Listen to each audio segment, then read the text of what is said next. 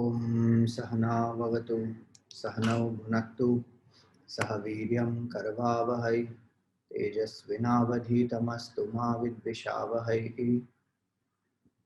ओम शांति शांति शांति। ओम सदाशिवसमारंभां शंकराचार्यमध्यमाम् अस्मदाचार्यपर्यन्तां वन्दे गुरुपरम्पराम्। श्रुतिस्मृतिपुराणानाम् आलयं करुणालयं नमामि भगवत्पादं शङ्करं लोकशङ्करम्। शङ्करं शङ्कराचार्यं केशवं बादरायणं सूत्रभाष्यकृतौ वन्दे भगवन्तौ पुनः पुनः। समस्तजनकल्याणे निरतं करुणामयं नमामि चिन्मयं देवं सद्गुरुं ब्रह्मविद्वरम्। सर्ववेदान्तसिद्धान्त गोचरं तमगोचरं गोविन्दं परमानन्दं सद्गुरुं प्रणतोऽस्म्यहम्। Hरि Om, salutations to all. 537 we saw the teacher says na khidyate no vishayai pramodate. One neither grieves nor one is elated. Na sajjate napi virajyate cha. There is no attachment, there is no aversion. Swasmin sada kridati nandati swayam. In the self, one plays or sports and enjoys by oneself. Nirantara ananda rasena triptaha. And one is satisfied with the bliss of the Supreme. Now in this commentary, Gurudev has given Nandana and Krida are two words used to denote the expression of joy. When he revels, he needs nothing other than himself to entertain himself. He enjoys himself in himself by himself. This democratic joy is called Nandana. So Nandana is that state of experience of the non-dual bliss. And sport is when he needs something other than himself to entertain himself. Now that does not mean that there is something other than himself actually existing. Meaning this appearance, this whole universe is the appearance of the same self, but there is a certain functional, transactional duality there. So one is sporting, meaning all the actions of that person become like a leela. So krida, kridati, one is sports, one sports and plays.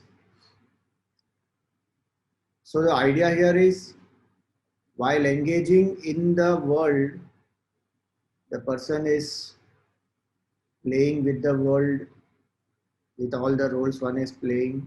One has the attitude of a sportsman. It's a game.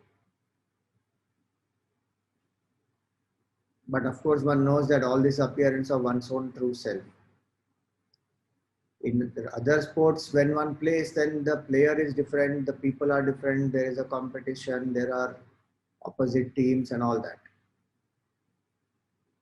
Here one knows deep down, all this is an appearance of the same self. So krida is when one is playing outside, and nandana, nandati, can mean when one is in a withdrawn state. As well as nandati can also mean while one is doing krida, one is enjoying, because there is no division, there is no duality for that person at all. Either ways, the person is reveling in the state of bliss. So swasmin sada, and so nirantara ananda rasena triptaha. In the roles externally, there may be anything. There may be a show of anger, there may be some grief. But deep down, one is experiencing nirantara, not continuously, without any breaks. Ananda only. Because there is no duality there. The infinite, the nature of infinity is Ananda. So now, moving ahead. Shudham dehavyatham tyaktva balak kridati vastuni tathaiva vidvan ramate nirmamo niraham sukhi. Shudham means hunger. And dehavyatham, the translation given here is thirst, physical pain. In Gurudev's commentary, he speaks about thirst. But otherwise, vyatha means pain, and deha is body, so physical pain. So, hunger, physical pain, tyatva, having given up, bala kridati vastuni, the child plays with the toys. So fascinated by the toys, the child forgets the hunger, thirst, any body pain, because fully revels in the play with the toys. Tathaiva vidvan ramate. In that way, this person also revels. While playing in the world, one revels. Forgetting this, meaning body identification is not there. Doesn't mean that that person is attached to some objects in the world. The person is not attached to objects in the world. The person is reveling in the self within. That is the difference in this example. But the state of forgetfulness of the bodily pain or hunger that the child goes through is the same for this person. In fact, this person's state is much higher. But just to give us an example of what that person may be experiencing, a day-to-day mundane example has been taken. Tathaiva vidvan ramate nirmamo niraham. There is no sense of minus and there is no sense of I-ness. Sense remains sukhi. So now, what the point here is that when one is doing something like the child loves to play and the toys are very fascinating. So when they are so fascinating, there may be hunger at the body level, there may be thirst, there may be some physical discomfort, but the child is fully engaged in playing. Same way, here is the person, body may be in any condition, and you will see as we go along, this person doesn't even bother about the body so much. Body may be in any condition, but mind is reveling in the self. Niraham and nirmama. So that is the state here. In Gurudev's commentary, he has explained here, you see. Exhaustion and hunger are present in the child. Because of the joy of the play, the child refuses to recognize them. Similarly, in a man of perfection, the I and mine are there. I and mine are there. It says nirmamo niraham sukhi. I and Maya there in the sense it's a functional identity which is there, and that is also from our standpoint, not from their standpoint. If we are seeing them and there is duality for us, then there is a I and mine for the Mahatma also. Like we have seen earlier, it is called Badhita Ahankar. It's a falsified ego. It is not real. So his I and mine are there, but because he is constantly reveling in the bliss of the self, does not recognize them, and the ahankara and mamata rest unnoticed. Whether you do not have a thing or have quite forgotten its existence, it matters not, for you are oblivious to it. So whether the toys are there, so whether the toys are not there or the toys are there and one has forgotten. Either ways it doesn't matter because it is out of the mind. Same way, whether the sense of I and mine is not there or it is there but this Mahatma is not aware of it, because it's only a functional identity. It has no capability to hurt or harm or do anything.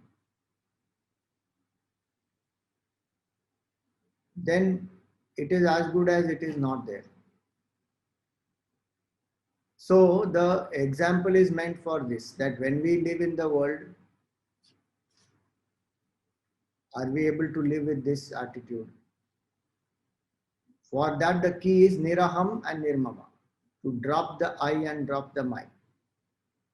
And this connection also is given nicely, parallel if you take Shuddha and Nirmama. Mama means what I have, what is mine, and Shuddha means hunger. So we are constantly hungry for collecting more and more things, more and more name, fame, prosperity, all that. So there is a hunger, constant hunger. Here is a person who has dropped that. Nirmama means no hunger to get something so that one feels complete. One may do a particular role in life, but there is nothing needed to make oneself complete. Nirmama. Niraham. Deha Vyatha is connected to Aham. As long as the Aham is there, there will be pain. It need not be physical pain, but the pain of the ego, all of us know. How much it tortures oneself and the others. So, Sthula Sharir, Sukshma Sharir, Karana Sharir, all these three, Deha Vyatha is there. And this Aham is there, all the three is there. So they will pain. So if I want to be free from this Kshuddha, constant hunger to get something, to become something, and the pain of this ego, then what is the means? Nirmamo niraham. Become free from minus and I-ness. Then what will be the state? Will it be dull state? No, sukhi. That is real happiness. That is real bliss. So nirmamo niraham sukhi. These are all actually the results of the state of realization, results of sadhana, and this is the state of realization. The person is reveling in that absolute bliss. Shankaracharya ji is trying to give different examples for us to understand what is their state. Earlier he has explained some of these in the signs of a realized master, that portion we saw. But the teacher is again telling about this state and some more unique examples or some different way of conveying the same thing the teacher is attempting.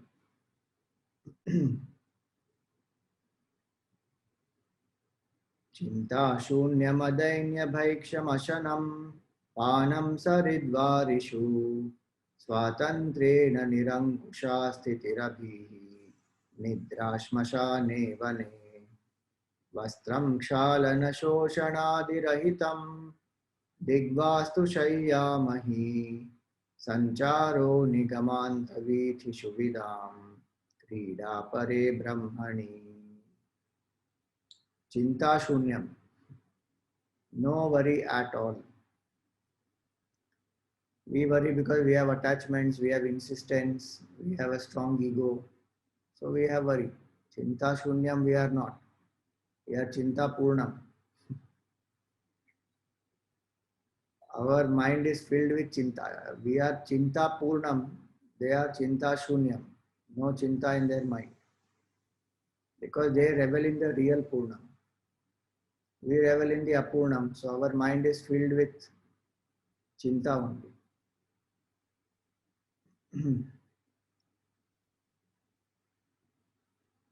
So our mind is chinta purnam, their mind is chit purnam in that sense.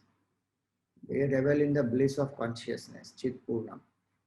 Ours is chinta purnam, filled with enough and more worries. No space for contemplation or experiencing that fullness. So chinta shunyam they are. We are as though chit shunyam.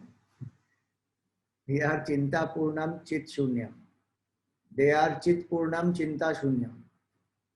No worry. Even if the body has to die, they don't have a problem. No attachments, no aversion, no body identification. Chinta shunyam, adainyam, adainya. No sense of self-pity, victimization, you know, look at my condition. What was I? Unnecessarily, I left everything. Somehow I came under some influence of, I got brainwashed into satsang, and then I left everything thinking I will realize Brahman. Look at my condition, what it is. Nothing. I'm not saying brainwashing is justified or doing something without appropriate thinking or anybody trying to exploit is justified. Nothing. Not that. Point here is we feel dainya bhav when we are deprived of certain things or certain things are taken away from us. It could be physical security, it could be some money. So when poverty is, when there is poverty or the house is, destroyed, or there is some disease at the body level, or some near and dear one has passed on, one feels very sad, one feels victim of life. Dina here. Here this person doesn't have basic necessity. This shloka is telling about that. Food, clothing, shelter, basic necessities this person doesn't have, but there is no dainya bhav at all. One is reveling in bliss only. Dainyam, chinta shunyam, dainya, bhaiksham ashanam. Because how is a person eating food? By bhiksha. One goes and asks, without ego, one asks, please give some bhiksha. People they don't want to ask, many people. I'm not talking about bhiksha, anything. They will say, I hesitate to ask, I can't ask. I will never ask. I have never asked anybody in my life. While they may have their reasons to say that, but the person who wants to realize Brahman, no ego. There is another form of ego. I have never asked. Why have you never asked? Ask. What is wrong in asking? Especially if one has renounced, then one doesn't bother about the ego. One's trying to realize the self. So the daily necessities, etc., one begs and one may get anything in result. Some people may give some bhiksha, some people may insult, some people may not open the door also. Doesn't matter. One will bless them still. And it's not that only the person who gives food we say Annadata Sukhi Bhava. That one anyway says. If somebody doesn't give also we say Sukhi Bhava. That's the sadhu's lakshan. Sadhu doesn't bother. If one gets something, one eats. If one doesn't get, Ram Bhajan. Bhagwan will feed. We saw earlier, no? Prarabdham pushyate vapuhu. Prarabdha will take care of this body. If this body has to suffer and die, it will suffer and die. Doesn't matter. One will ask. If one will get, one will eat. If one doesn't get, no problem.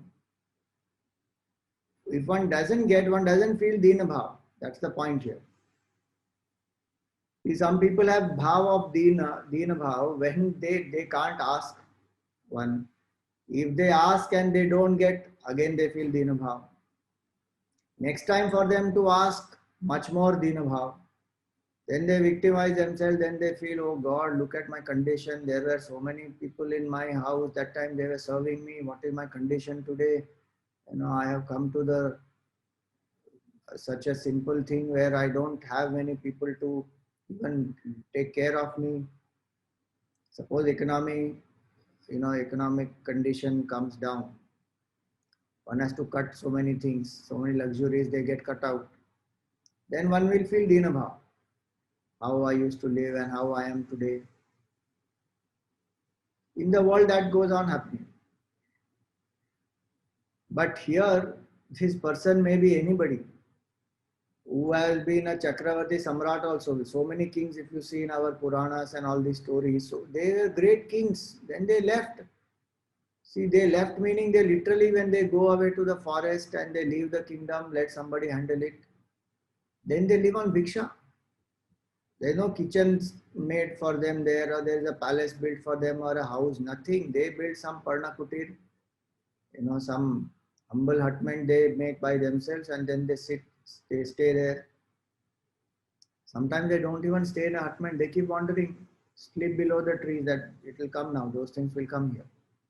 They don't feel at that point in time, I was a king and I was like this and look at what is my condition today. I don't know where my next meal comes from. When we are attached to the body, then that thought will be there. Will I get food? The renunciation one will not do at all.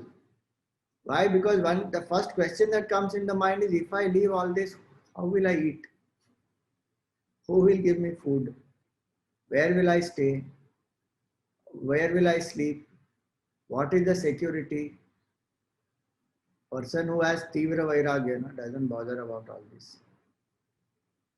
I'm not saying come in an impulsiveness and then just leave everything.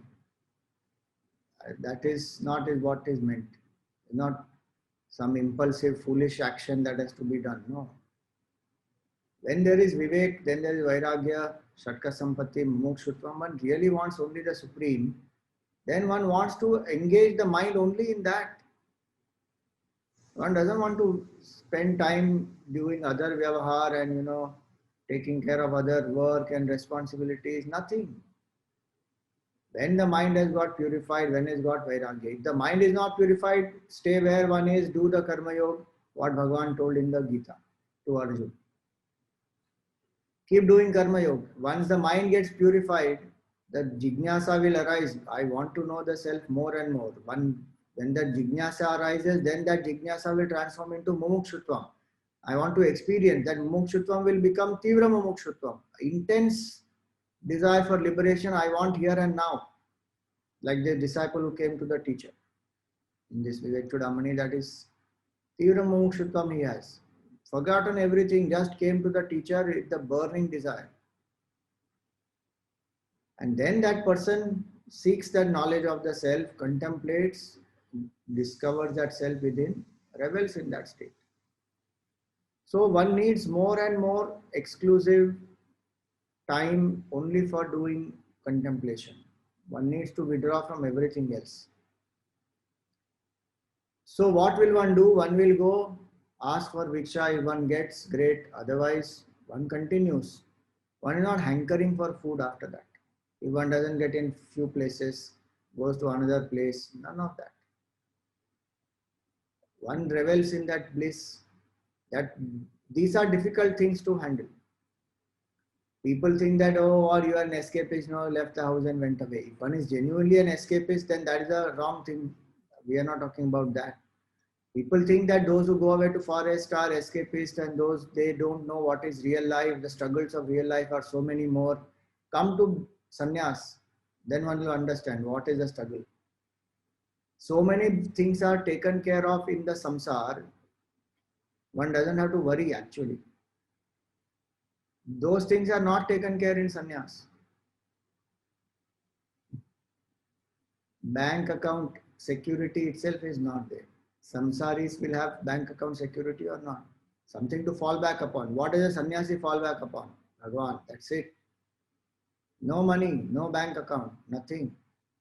If society gives some money, one uses it and one does some charity and helps some people.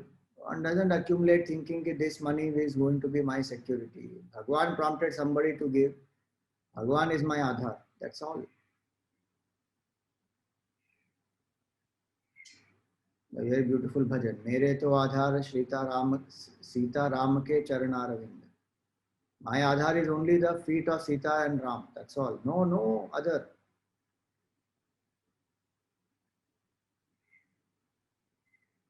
This great person, he was a Sethji before. He became a sannyasi. Kali Kamliwali Baba. And living on Bhiksha. and bhikshas are difficult to find. So then he said, as time goes, Kali Yuga, progresses more and more. The sadhus and sannyasis in the Himalayas are going to find it difficult to get diksha. And we are seeing it today also. How the whole portrayal of sadhus and sannyasis has become so horrible, as though they are all frauds. All ashrams are doing illegal activities and duping people, and all sadhu sannyasis are frauds. And that is the image that the media and many other people, they are having that vested interest to project. So where people don't support, Ali Kamli Wale Baba said this is going to happen, this Kali Yuga it is. So he set up these chatrams where the sadhus can come and they are given bhiksha. So the sadhu doesn't worry about it. So many people in the mountains, if you see, there are many places where Kali Kamli Wale Baba ashram is there.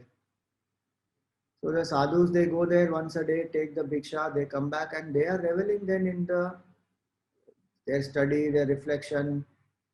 They don't bother about anything else. So such facilities also are there today. But sometimes these people like Tapan Maharaj and many others, even today, they do parivraja. They wander. They walk on foot. They cross through mountains. They go through forests, streams, rivers, all that. They eat whatever possible, fruits and all that. And it is literally depending on Bhagavan alone.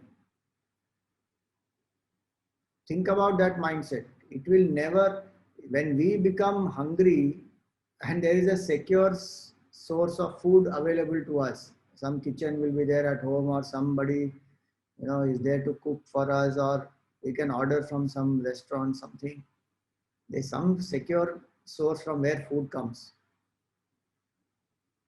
In that, if the timing goes for a toss and one is hungry but one is not able to eat, one is doing some work, and in that one gets irritated.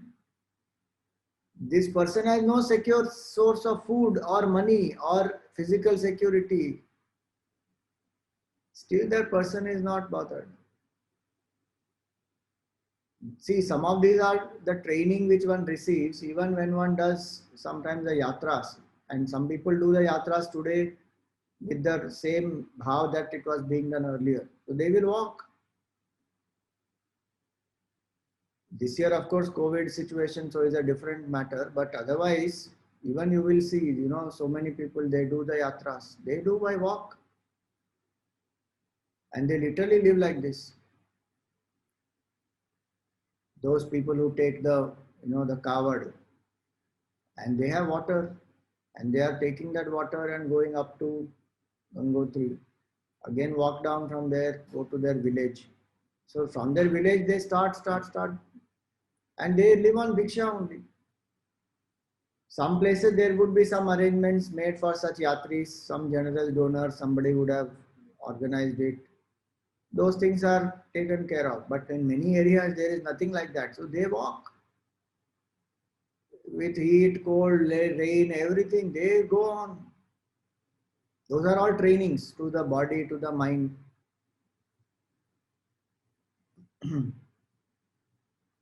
So Deen Bhav doesn't come. The point is that when we get deprived of something or when something gets taken away from us, then Deen Bhav comes. Here, no Deen Bhav. Dainyam Bhaiksham Ashanam. And they eat food by Bhiksha. Water, Panam Saridvarishu. Water they take from the flowing rivers. Now some of these things, as the times change, one has to adapt also. Earlier, the rivers were not as polluted as today they are. They were so much more purer, clean. A human being has polluted so many of these rivers. So you will find that the Mahatmas keep going higher and higher. Where this human contact is not there. See, earlier Tirthasthan, when one goes to, One will find the Mahatmas in the Tirthasthan. Today, if you go to the Tirthasthan, many places one will not find Mahatmas because the Tirthasthan has become so crowded. So they keep going up. And then the samsaris also reach up in the name of adventure and hiking and mountaineering and whatnot. So they also go up. But the relative population that goes up there is much lesser than those who go to Tirtha Yatras, Tirthasthan. So the sadhus, sannyasis, they also keep going up and they want solitude or they want to, just revel in that. Their life is very different.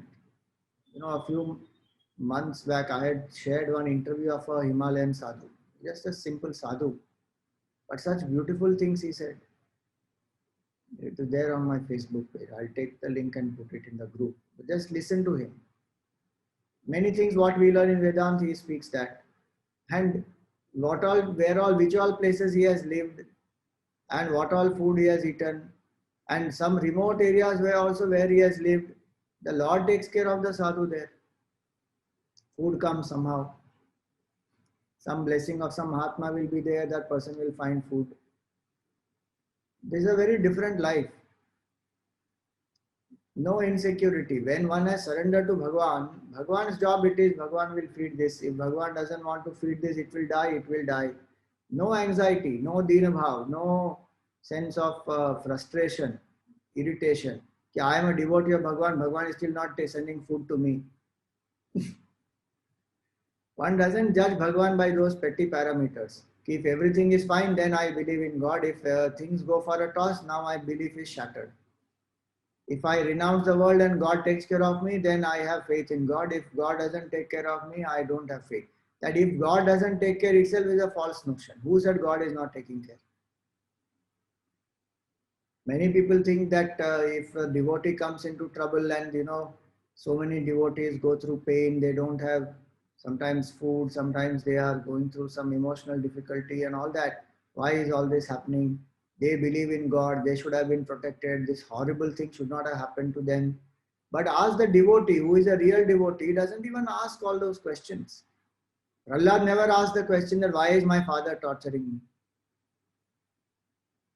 They don't bother because their faith is Bhagwan is with us all the time and their faith is I am one with the divine. Highest level is that.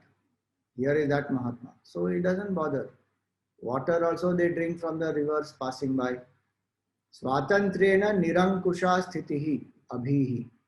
They live independent. Swatantriya. Nirankusha, nothing controls them. Even basic things like food and hunger which control us, they don't bother about that. Nirankusha, sthiti, abhihi, they are absolutely fearless. They will just go into the forest. We have to go into forest even for a simple night walk outside our ashram. Just walk 1 kilometer outside the ashram in the night and come back. Terrible fear. Alone, if somebody has to go, one will not go. One wants company. Even in that company, each one is scared. We hope something untoward doesn't happen. Some animal should not pop from somewhere. And these Mahatmas, they live in jungle only. And we may have made a very good, fanciful picture about living in a jungle resort. There one goes and there is some house and this Jim Corbett National Park and whatever, Kaziranga National Park or any such place, Sundarban, and then go for jungle safari and all that. So that has got glamorized. That is not the way they live. They literally live with the animals out there. And some of them are ferocious also. They may get attacked also. It's not necessary that the Mahatmas will never be attacked. The Mahatma may have a Sarvatma Bhav, but the lion doesn't have Sarvatma Bhav. It's not at all necessary. These are some of the fancies that one has. That if the Mahatma is there, the realized person is there, the lion, tiger will not attack them. Not necessary. They don't have any enmity towards lion or tiger. They don't feel fear of lion and tiger. But the nature of that lion and tiger may be such that they may attack. No, no, what is the power of this realized person? You know, in the presence of realized person, a goat and a lion sit together. We have seen those pictures. Those are to explain that the state of non-duality is such that one exudes such peace that the natural fear that a goat has towards a lion and the attitude of the lion to prey upon the goat, that aggressiveness or that natural instinct to kill, it influences the hearts of these also. So that is a great state.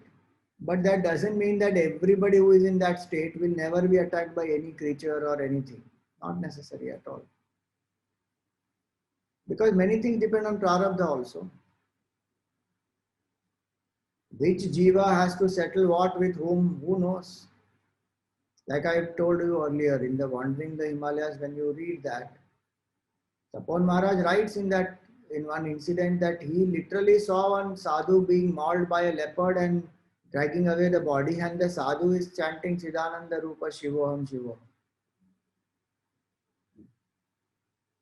So there are so many factors that go into all this.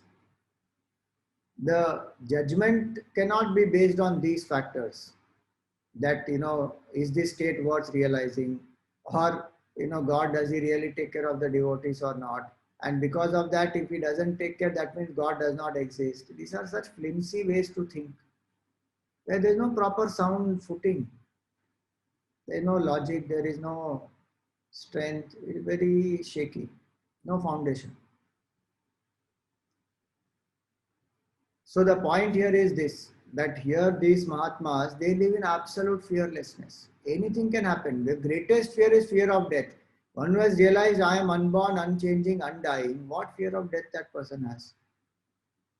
Much less any other fear. Fear of losing something, or, you know, fear of ridicule or anything. All those fears are out. Sthitir abhihi. Nidra shmashane vane. Where do they sleep? They may sleep in crematorium. Cremation ground. Baapre. Try spending one night in the cremation ground. All our imaginations about ghosts and everything, it will become real to us.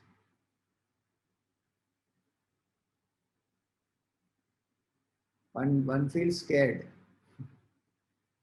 Some of you have come with me to Sidbari and this some camps where we go, Uttarkashi and all these places. I take people to crematorium,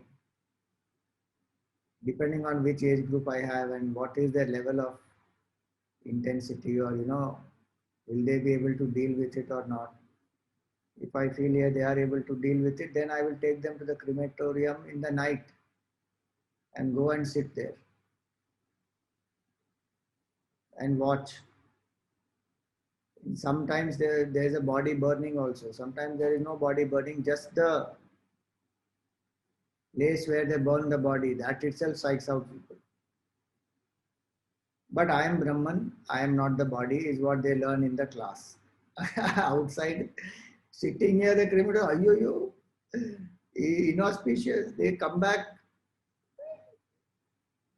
I told you once, you know, the play Death, we did a play called Death. In that, what used to happen? Some people will die, the roles, the characters, they will die. So there will be a ritual in that where they will be taken around the stage. You know, they are like a body, they are taken around, and then the bell is, one person ringing the bell, moving forward. And this Punarapi Jananam, Punarapi Maranam, Punarapi Janani Jatare Shayanam, that shloka is played. The chanting is done of that shloka. Some of them, the parents of some of these youngsters, literally got an Ayushya Homa done for them, you know, and they said, oh, this is very inauspicious, this should not happen like this. I don't want my child to die prematurely. So get some Ayushya Homa done, get some puja done, get something done.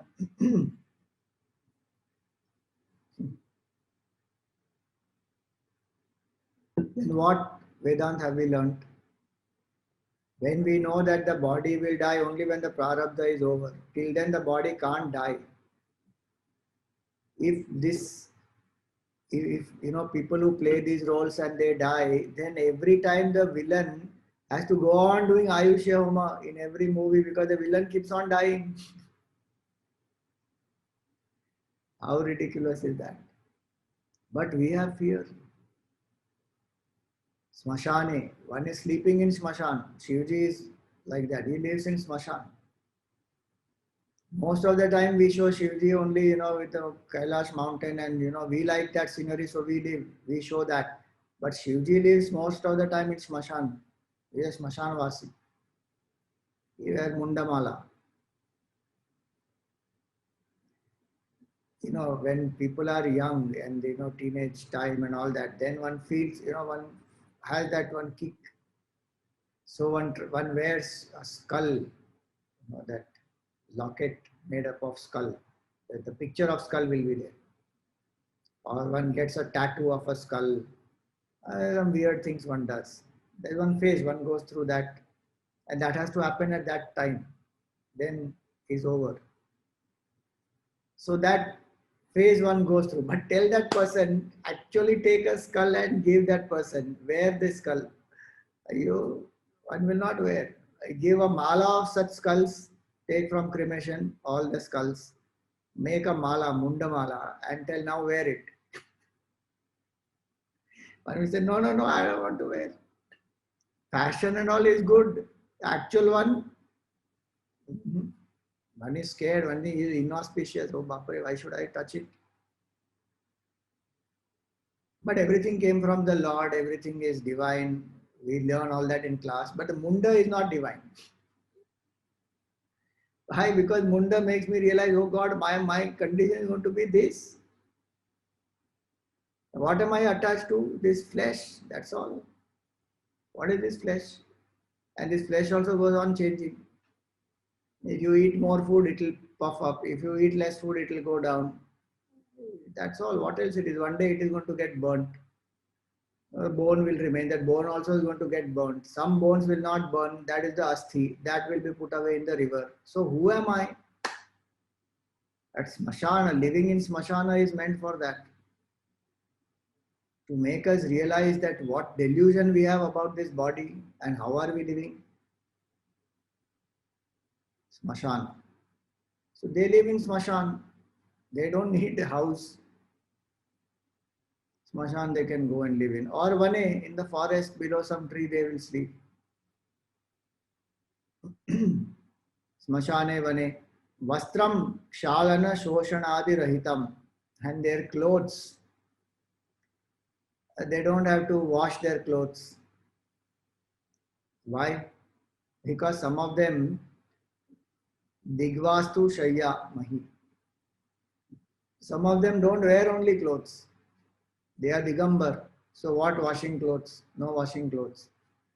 Or sometimes they just wear bark of a tree. They remove that bark, throw it, find some other bark, cover something. No washing clothes. Vastram Shalana Shoshanadi Rahitam. Then Digvastu. Digvastu. Shaya Mahi. The bed is the earth. They don't have a Kurlon mattress, cushion, coir mattress. So many types of mattresses come now. Sleep on the floor, on the earth, on the stone. Try doing that even in one's own home. On plain ground itself, the one will not get sleep. Especially when one is used to certain basic comforts also of a bed and cot and all that, one doesn't get sleep properly. Sleeping on bare ground, body will start paining. One can't sleep for long. Especially when one grows in age and becomes old, then one should not try This is given here. Don't start sleeping on the ground from today and then get some health problems and all that. The point here is that these people, these sadhu sannyasis, they sleep in the forest, on the bare ground. No need of a pillow or a, what is that, bed linen. And then to cover that, there's another cover, bed cover. None of that. Sleep. Shayyamahi. Sancharo nigamanta vithishu. And where do they walk? They roam in the avenues of Nigama is a Veda, Vedanta, literally. Literally is Veda, sorry. But here it means Nigama Anta, Vedanta. Nigama is Veda, Anta is end of, so Vedanta. Sancharo Nigamanta Vithishu. In the paths of Vedanta, they revel. Meaning externally, their life is most uncomfortable, but they are not bothered because their mind revels in the real bliss of the self which Vedanta provides. It's not about just some scholarly knowledge or some intellectual thoughts. No, like I said, we may say all this is divine, so they literally live that all this is divine. So death is also not undivine for them. No body identification. What all Vedanta teaches, they live that. Sancharo nigamanta vithishu vidam krida pare brahmani, and they revel in that Brahman. There is a composition called Kaupina Panchakam. 5 shlokas on the great masters. In that, the first shloka says this, where it says that Kaupina Vanta Khalu Bhagyavanta. Vedanta Vakyeshu Sadaramanta. They revel in Vedanta all the time. Vedanta Vakyeshu Sadaramantaha. Dikshanna Matrena Chatushtimantaha. They live only on Diksha. Ashokavanta Karunaikavantaha. They have no shoka in their heart. And their life is full of compassion for everybody. All beings. Compassion. Ashokavanta Karunaikavanta. Kaupinavanta Khalu Bhagyavanta. They just have a Kaupina and they live with bare minimum comforts, but their mind is reveling in the bliss of Brahman. So this is the life of some of these sadhus, sannyasis, how they live, reveling in that state with just bare minimum. See, beyond the point, you see possessions and all, it's a real bondage, but one has to maintain so much. To maintain that, one has to get, the more one increases all this, big house, big palace, big things, so many cars, so many vehicles, this, that much more maintenance. So that many more people to be appointed, that much more work one has to do to sustain all of these people. It is one thing going on and goes on expanding.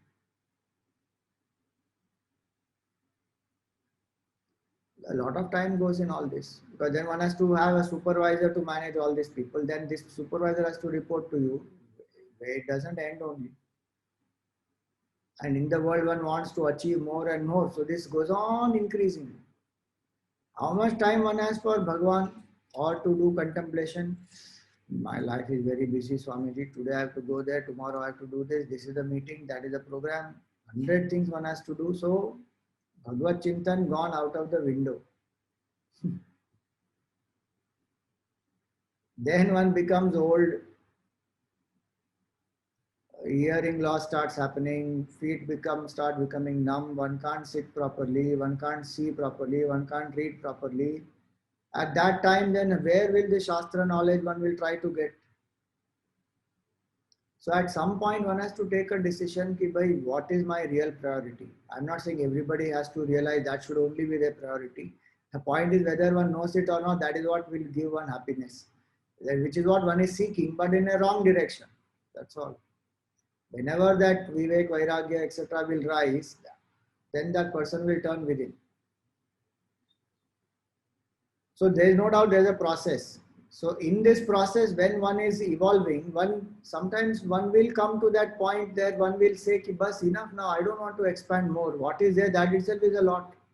One tries to reduce the possessions, reduce the relationships, reduce the obligation that one has to do with so many people and things, and remain focused on spiritual, not as an escapist, not as somebody who doesn't want to do their duty. One has seen through all that, done what has to be done, the mind has become purified. Now, genuinely, one wants, okay, I don't want anything else. I want this alone. So, such people, then for them, it is a shackle. It will appear as a shackle. But if one has to go through it, one will accept it as Bhagavad Prasad and go through it. Like I told you earlier, Tapan Maharaj, when he decided to renounce, father passed away and the brother is very young. 8 years he lived. See, somebody like Tapan Maharaj, when intense Vairagya is there, who has decided to quit. Now 8 years he has to live.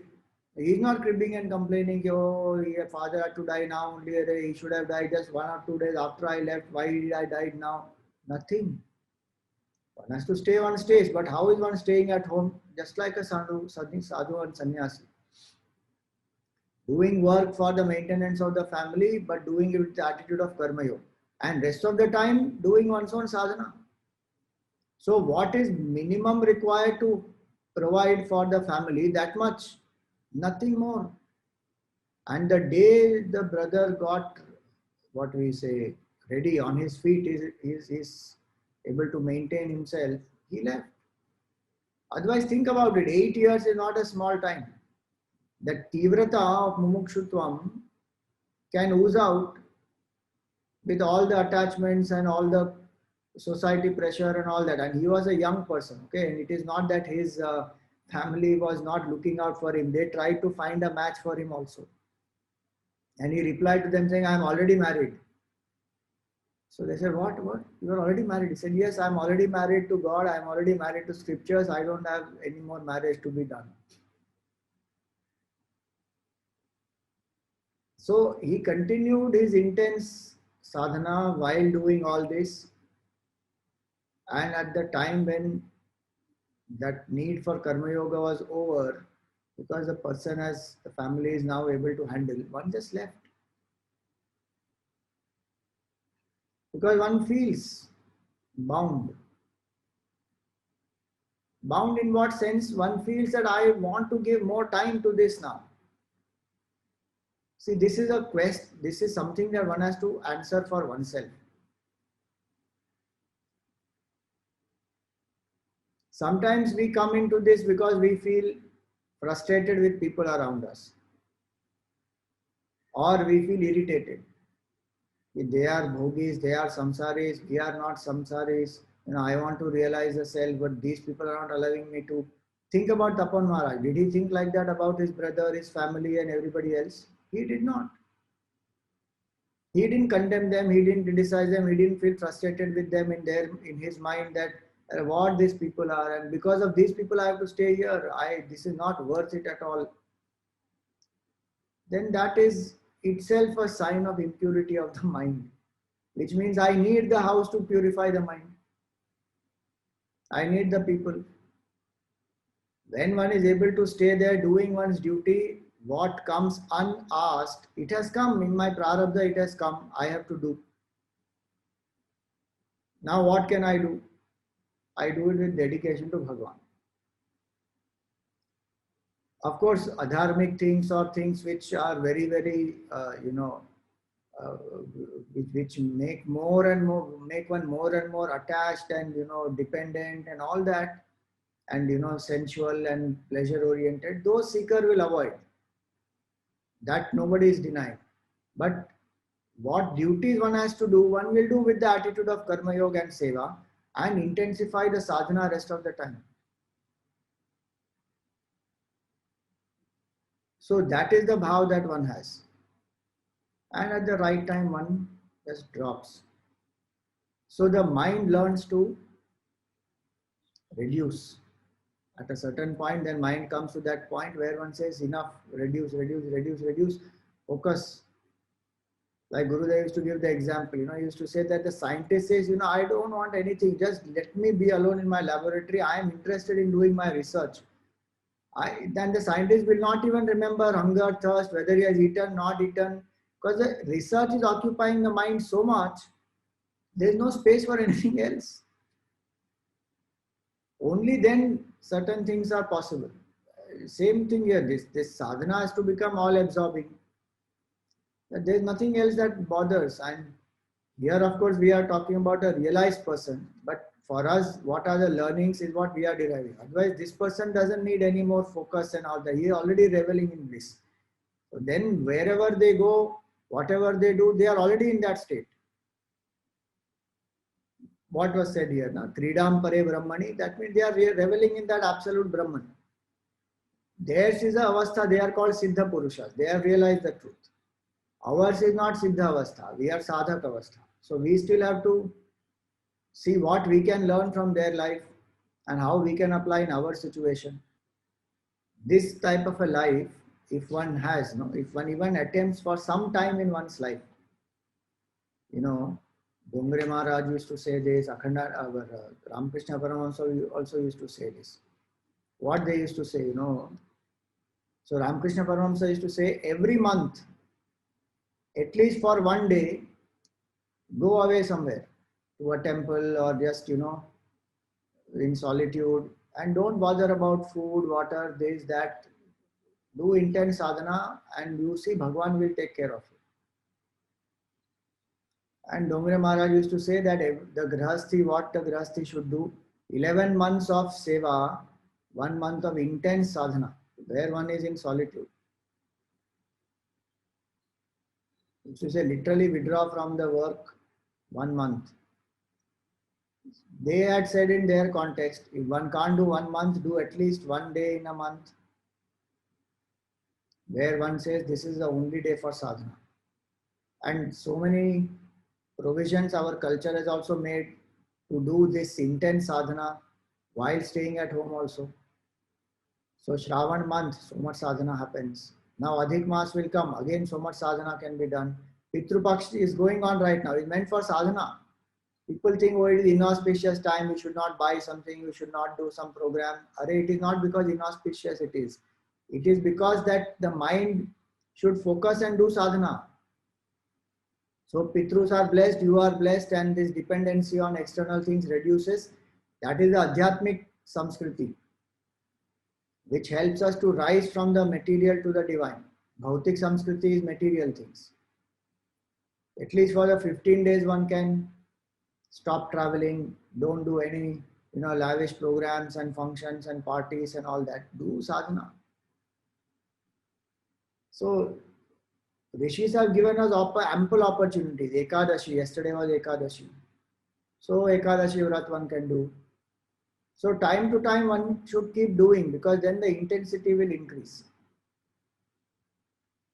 And that bhav will come, that Bhagwan, the real transformation of the heart happens.